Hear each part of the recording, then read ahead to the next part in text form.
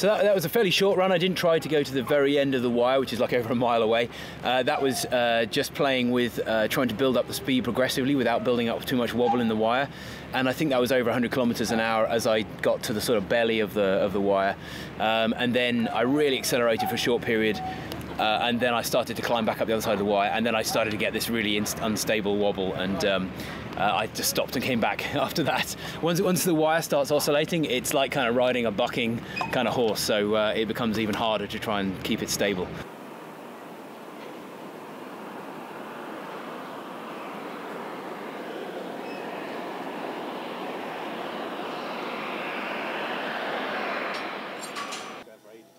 But our intercept point will be exactly the same thing again. Yeah, largely I'll fly the same. So this time, I go.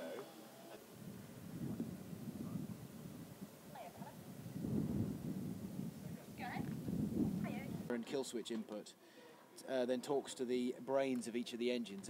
So fundamentally this is a collection of jet engines. There's two small jet engines on each arm and one larger one around my waist at the back. They are small versions of what you find on a civil airliner. They are really the same as normal jet engines, but obviously much smaller, and they create thrust, which if I point that in the right direction, then that allows me to fly around.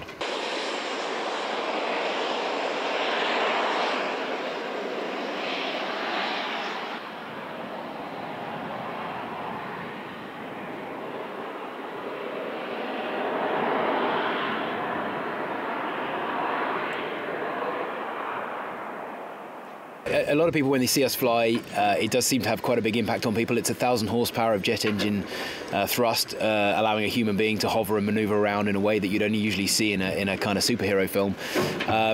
I mean, it's great fun to do that, especially in front of kids and young people. The inspiration they seem to derive from that is fantastic.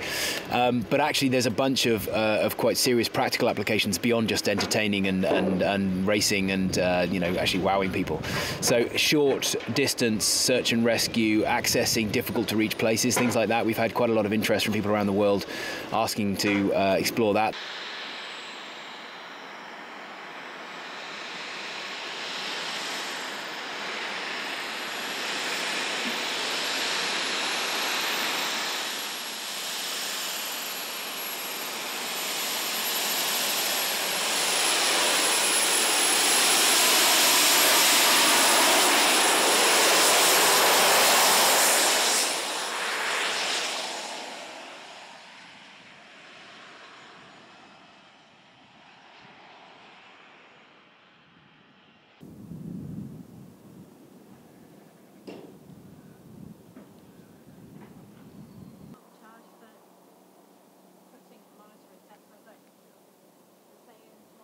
Okay, the length of the zip wire is 1,600 metres. It is officially the fastest zip line in the world.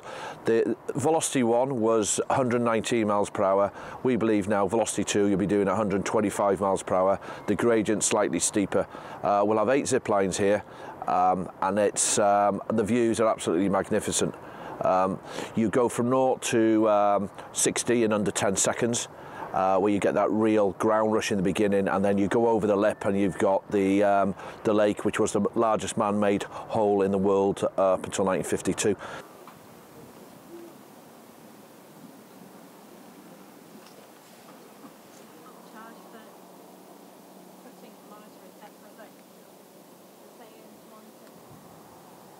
People think the monkeys with the hair out the window, and look at the scalper.